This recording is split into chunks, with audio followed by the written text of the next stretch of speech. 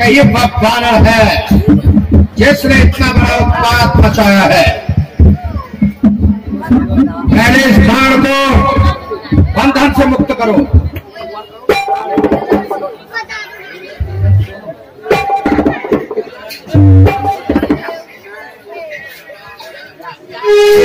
जय श्री राम।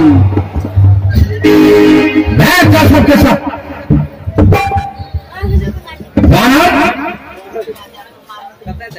सबसे पहले मैं तुमसे जो पूछ रहा हूं उसका समुचित उत्तर दो। यदि मेरे प्रश्नों का सही से उत्तर नहीं दिया तो हम तुम्हें ऐसे मृत्यु देंगे जिसमें मृत्यु भी कांप उठेगी।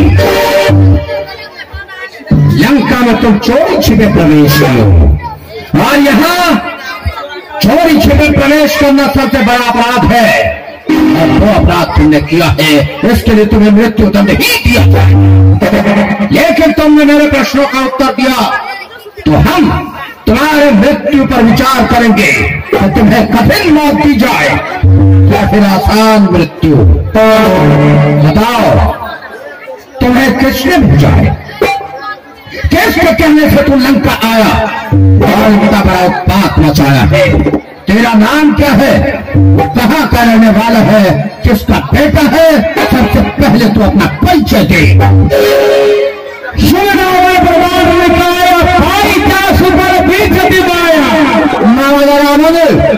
आपने मेरा परिचय पूछा है तो मैं अपना परिचय देता हूँ कि मैं कौन हूँ और किसका बेटा हूँ। पवन का मैं पुत्र हूँ, हनुमान मेरा नाम है। प्रभु श्री राम का काम करना यही है मेरा काम। ये माया जो है समस्त ब्रह्मांड में विचरण किया करती है, जिनके थोड़े से बल को पा करके उन्हीं श्री राम का मैं छोटा सा दूत हूँ। जिनके थोड़े से बल को पा करके ब्रह्मा जो है सृष्टि करता और शंकर जो है संहार करता बना है, मैं उन्हीं राम का एक छोटा सा दूत हूँ। मैं उन्हीं राम का एक छोटा सा दूत हूँ जिन्होंने अपने हाथों से बाली, विराल, प्रदूषण तीसरा ऐसे ऐसे वीरों का वध किया है। मैं उन्हीं राम का दूत हूँ। मैं उन्हीं राम का दूत हूँ जो अपने हाथों से शंकर भगवान के धनुष को खंडन किए हैं। मैं उन्हीं राम का दूत हूँ जो तुम्हारे ऐसे सच को ज्ञान की बात कहते हैं। मैं उन्हीं राम का दूत हूँ। मैं उन्हीं राम का दूत हूँ जिनके पत्रे सीता को चुरा करके तो अशोक उद्यान में ला करके रख दिया है। मैं उन्हीं राम का दूत हूँ। तो तू राम का दूत है।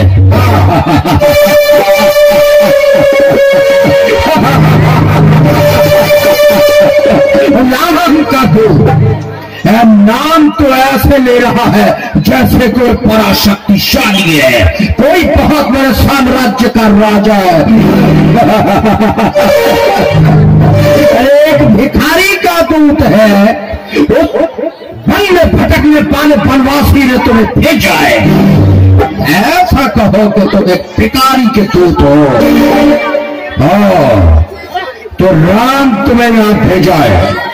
बता कि हमारे लंका में तुमने चोरी छिपे प्रवेश क्यों किया? अशोक वाटिका में पहुंचकर हमारी वाटिका क्यों उजाड़ी? फल क्यों खाया? ढाका क्यों तोड़ी? मेरे पुत्र शक्रवात सेना नायक जाम्बुवाली को क्यों मारा? एक एक प्रश्न का उत्तर दे पाना, एक एक प्रश्न का उत्तर दे। आपने मुझसे क्या पूछा? अशोक उद्यान को क्यों उजाड़ा? हमारे वीरों को क्यों मारा और वाटिका क्यों उजाड़ा? तो सुनिए, हम जात के बंधन है। मुझे बहुत जोरों से भूख लगी हुई थी। अशोक बगीचे में मैं सुंदर सुंदर फल फूल देखा। अपने जात के स्वभाव से कुछ फल फूल भी खाया और पेड़ पौधा भी फाड़ करके फेंक दिया। उस पे आपने राक्षस हमें मारने लगे। तो मैं आप ही से पूछता हूँ, अपना शरीर किसे नहीं प्यारा है? तो राक्षस मुझे मारने लगे। ये जो मुझे मारे, मुझे तो कुछ नहीं हुआ और मैं जिसे मारा वो सदैव के लिए इस दुनिया को छोड़ करके वो चला गया। यही अपराध तुम्हारे जीवन के अंत के लिए अधिक है। लंका में चोरी छिपे तुमने प्रवेश किया, यहाँ कोई भी मेरी आज्ञा के बिना लंका में प्रवेश नहीं कर सकता। तुमने हमारे नियम का उल्लंघन किया है, चोरी छिपे लंका में प्रवेश किया है। यही अपराध तुम्हारे मृत्यु दंड के लिए पर्याप्त है। और भी तुमने हमारी वाटिका को उजाड़ा है, फल खाया। यदि तुझे भूख लगी थी तो मेरे पास आते, मैं तुम्हें पेट भर कर फल खिलाता, लेकिन तू मेरी वाटिका में चोरी छिपे जाकर फल खाया, सारे पेड़ उखाड़ डाले, जागवानी और अक्षय कुमार को मार डाला। ये अपराध तो तुम्हारे मृत्यु को आज सुनिश्चित करता है। तुम्हें मृत्यु दंड तो मिलेगा ही, लेकिन यदि तेरे मन में और कोई बात रह गई हो और कोई इच्छा रह गई हो तो प्रकट करो। रावण तुम्हारी वो हर इच्छा पूरी करेगा तो तुम्हारी आखिरी इच्छा हो। चोरी छुपी घुस करके तो अशोक विद्वान को उतार दिया। चोर को मृत्यु दंड मिलनी चाहिए, तो पहले तो उस चोर को मृत्यु दंड मिलनी चाहिए जो साधु का रूप बना करके और सीता माता को चुरा करके रावण को ले आया। ये रावण का दरबार है, यहां शिष्टाचार में रहकर बातें करो, नहीं तो मरने से पहले तुम्हें 100 बार यहां मरना होगा। कहना है सरलता से विनम्र होकर शीश झुकाकर कहो। आपसे मैं बार बार निवेदन करके कहता हूं, मुझे अपने बन जाने की तनिक भी चिंता और लज्जा की बात नहीं है, क्योंकि मैं प्रभु श्री रामचंद्र जी का कार्य करने के लिए आया हूं। लेकिन आपसे बार बार मैं निवेदन करता हूं, आप सीता माता को जिस तरह से हरण करके यहां तक ले आए हैं, उसी तरह से सीता माता को राम के समय में लौटा दे, उनसे आप संधि कर ले, बैर ना करे, इसीलिए आपकी भलाई है। अन्यथा तीनों लोग 14 भुवन में आपको राम के बाण से कोई नहीं बचा सकता है।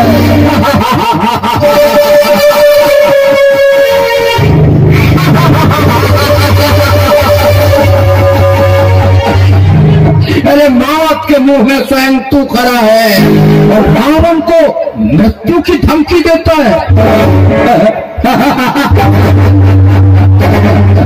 मेरे वीरों, इस बानर की भीड़ता देखो। मैं सुना था कि बानर वाचाल होता है, लेकिन भीड़ भी होता है। आज उसे देखकर मान गया। मैं देख रहा हूं आपके पास, आपने सती कहा, कोई की कमी नहीं है। आपने देवता दैत किन्नर गंधर्व सबों को जीत करके अपने बस में किया आपने कहा बदौलत, लेकिन आप राज को पा करके या मोह के बस आप सीता माता का हरण किया। ये काम नहीं किया आपने, ठीक है। मैं देख रहा हूं आपके पास सब कुछ है, लेकिन आप प्रभु श्री राम का भजन नहीं करते हो। उसके बगैर आप उदास दिखाई देते हो। उसी प्रकार जैसे किसी महिला को जो है उसके शरीर पर हजारों वस्त्र जो भूषण जो है जेवर जेवरांत सब दे दिया जाए और 2 हाथ का वस्त्र उस महिला के ऊपर नहीं दिया जाए तो सारा आभूषण जो है बेकार है। उसी तरह सब कुछ रहते हुए तुम भगवान का भजन नहीं करते हो, राम का नाम नहीं लेते हो, उसी प्रकार से तुम व्यर्थ हो। रावण को उपदेश देने की चेष्टा न करो, क्योंकि मेरे जैसा न कोई पंडित है और न कोई योद्धा है। अरे 3 लोग 14 भुवन में रावण के सामने टिक जाए और रण में सामने सामने प्रचार कर रावण को हरा दे, ऐसा 3 लोगों में कोई योद्धा नहीं है। तुम मुझे डराने आए हो उस साधारण नामों की शक्ति से? मैं वो रावण हूं जिनके प्रताप को 3 लोग 14 भुवन जानता है। अरे जब मैं चलता हूं तो ये पृथ्वी डगमग बोलती है, ठीक उसी प्रकार जैसे कोई मतवाला हाथी नौका पर सवार हो जाए और नौका टगमग टगमग डूबती है, ऐसे ही मेरे चलने से ये पृथ्वी कांपती है। तो मेरे हाथ तलवार की ओर उठ जाए तो तीनों लोगों में विनाश की ताकत होती है। तो मेरी भृकुटी मात्र हिल जाए तो सूर्य चंद्र आदि नवग्रह हाथ बांधे मेरी आज्ञा के प्रतीक्षा में खड़े रहते और रावण के दरबार में तुम खड़े हो, इसलिए शिष्टाचार मत भूलो। मेरी दया के कारण तू अब तक जीवित है। याद रखो, तुम रावण के सामने खड़े हो तो किसने डरा रहा है? रावण को है मोक्ष पंडित मोक्षा योद्धा जहां मेरा पूजा है। काट कर कई बार अपना शेष शिव शंकर को मैंने पूजा है। मेरी रंग चौधरी चलने से भुवन तीनों कांपते हैं। मेरी आज्ञा से पवन देव ठंडाते और गर्माते हैं, क्योंकि ये था काम पाताल नाथ मेरे पिनाक में जीते हैं। मेरे डर से बाघ और बकरी एक घाट पानी पीते हैं। और आकाश मेरे क्रीड़ा के निकेतन है। तुम्हारे और सागर भी मानते मेरा इस बात में कि चरण भी थर नहीं सकता। नारायण मेरे घर में होता है, मेरे डर से सदावत क्षीण सागर में। इसलिए मेरे प्रभाव को जानो पानो और ऐसे बोलने की चेष्टा मत करो कितने के समय से पहले ही तुझे दंड दिया जा सके। याद रखो, मैं काल की ज्वाला हूँ, काल की ज्वाला हूँ, देश का महासागर, उछाल का वेग हो और प्रारब्ध का चक्कर। जब तक हृदय में शांति है तब तक मलय हुए, हट जाऊं अगर क्रोध में तो फिर प्रलय प्रलय। ये सब तो बात सकती है रावण, लेकिन मैं तुझे बार बार यही कहता हूँ कि प्रभु श्री राम से तुम दुश्मनी मोल मत लो, क्योंकि वो प्रभु श्री रामचंद्र जी जो है वो काल के भी महाकाल है और तुम उनके साथ उनके संग कुछ भी नहीं हो। इस तरह से मैं यही कहता हूँ, अपने मन से छल कपट प्रपंच सबों को त्याग करके और सीता माता को प्रभु श्री राम के चरणों में जाकर के सौंप दो और प्रभु श्री राम से तुम क्षमा मांग लो और जाकर के कहो वो तुम्हारे सभी अपराध को क्षमा कर देंगे, क्योंकि प्रंत पाल वंश बने अपना संत खड़ाए गए शरण पर राखियो सब अपराध विसार। अगर प्रभु राम से तुम डर लिया, दुश्मनी मोल लिया, तुझे कौन नहीं बचा सकता है। तुम्हारी बातें पान चित्र हृदय को चुपती है, तो बार बार रावण को नीचा दिखाने का प्रयास कर रहा है। लगता है तेरी बुद्धि भ्रमित हो गई है, इसलिए तुम अपने भ्रमित बुद्धि के कारण ऐसा प्रयास कर रहे हो। तुम साथ नहीं करते, लगता है तेरे शीश पर मृत्यु मात्र ही है, इसलिए तो ऐसा प्रयास किया। बल्कि तुम्हारी मृत्यु नजदीक आ चुकी है, तो इस तरह से मेरे साथ उल्टी पलटी बातें कर रहे हो। तो क्या हो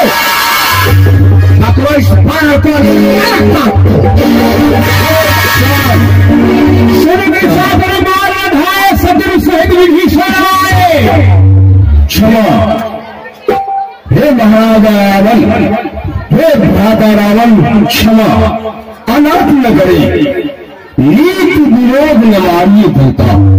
हे महाराजा रावण, नीति के अनुसार ये दूत है, किसी का दूत है, ये इसे मृत्यु दंड देना ये उचित नहीं है। विशाल, तो किसे दूत कह रहा है? इस बालक को, इसका कोई भी आचरण दूत के आचरण के अनुकूल है क्या? दूत का क्या आचरण होता है, उसका क्या व्यवहार होता है, तुम नहीं जानते? पहले अपने आसन पर आओ। दूत तो उसे कहते हैं जो राजा का आदेश लेकर किसी राज्यसभा में प्रवेश करे, राज्य शिष्टाचार से राज्य सम्मान प्राप्त कर सभा में अपना उचित आसन ग्रहण करके अपने स्वामी का संदेश सामने वाले राजा को सुनाए, वो विनम्रता के साथ। इसने क्या किया? इसका कोई भी आचरण दूत के अनुकूल नहीं है। ये चोरी छिपे नगर में प्रवेश किया है, उस पर भी हमारी पाटिका में पहुंचकर पाटिका को तहस नहस कर दिया, सारे पेड़ फाड़ डाले, पानियां तोड़ डाली, मेरी आज्ञा के बिना मेरी पाटिका का सारा फल खाया। और इतना ही नहीं, जब इसे रोकने गए हमारे बागीचा के माली, तो इस दानव ने उनका भी संहार किया। मेरे पुत्र अक्षय कुमार और सेना नायक चांगो माली को भी इन्होंने मार डाला है। इनका आचरण दूत के समान नहीं है। इन्होंने गुप्तचर का काम किया है, और गुप्तचर कभी भी कहीं भी किसी भी अवस्था में दया का पात्र नहीं होता, उसे मृत्यु दंड भी दिया जाता है। इसलिए मैं इसे दूत मानता ही नहीं। ये तो गुप्तचर है, मेरा भेद लेने आया था, चोरी छिपे आया है, इसलिए इसके लिए मृत्यु दंड ही उचित होगा। वो भ्राता, मैं आपके विचार से सहमत हूँ, और इसने अपने दूत नियम का पालन किया तो इसे मृत्यु दंड मिलना जरूरी है। परंतु ये भ्राता जरा ध्यान दे, और आप इसे मृत्यु दंड दे देंगे, और इसने अपने स्वामी का बहुत बड़ाई किया है। मेरे स्वामी ऐसे है, मेरे राम है वो है, बहुत बड़ाई किया है, और आप इसे मृत्यु दंड दे देंगे। उस राम के पास आपका जस, आपका सुजस, आपका प्रताप, आपका वैभव, उस राम को कौन सुनाएगा? हाँ, विभीषण, पहली बार तुम्हारी बात मुझे अच्छी लगी, तुम्हारा ये परामर्श मुझे अच्छा लगा। सत्य कहा तुमने। यदि मैंने इसे यहां मृत्यु दंड दे दिया तो मेरे वैभव, मेरी शक्ति, मेरे पौरुष और पराक्रम का बखान इसके स्वामी राम को कौन सुनाएगा? इसे ये भगवान कहता है।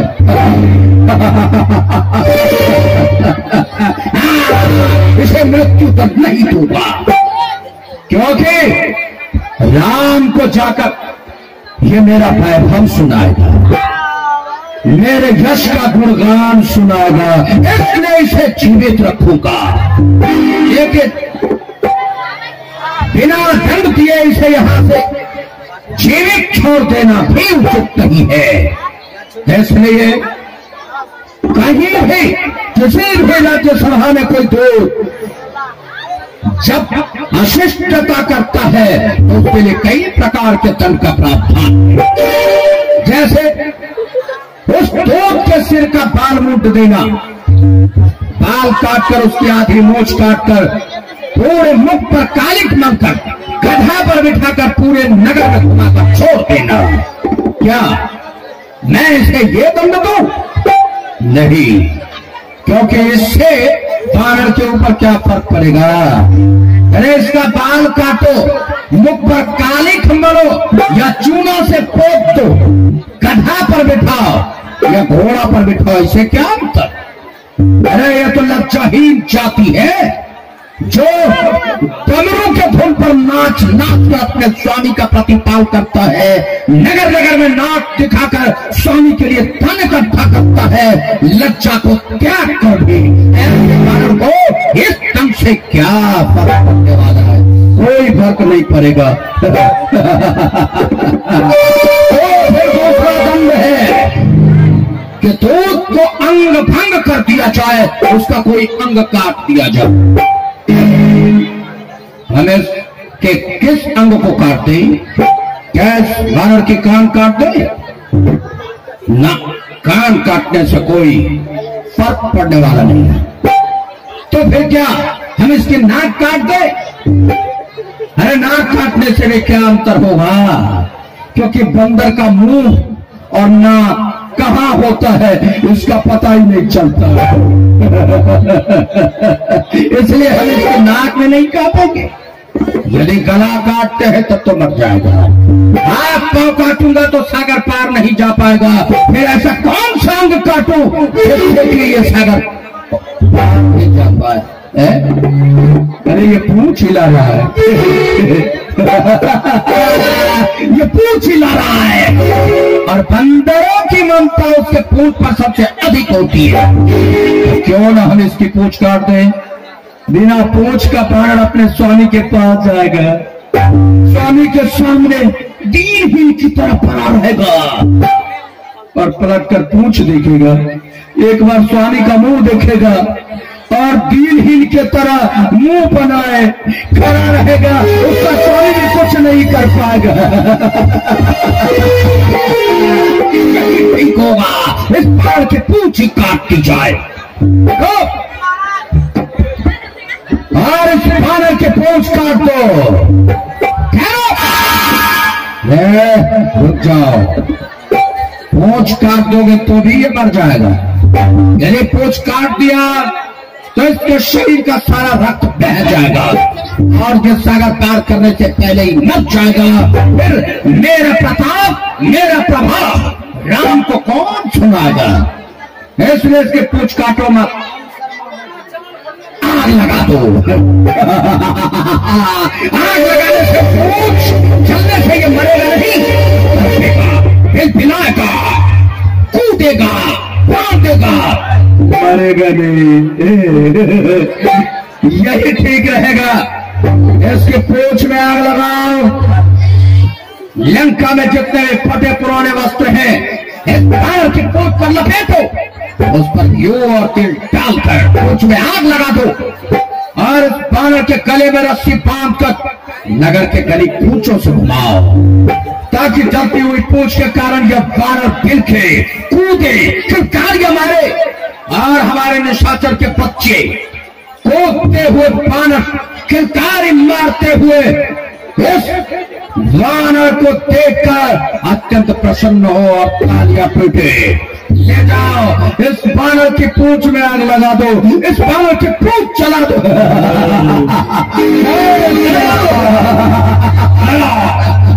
ले जाओ।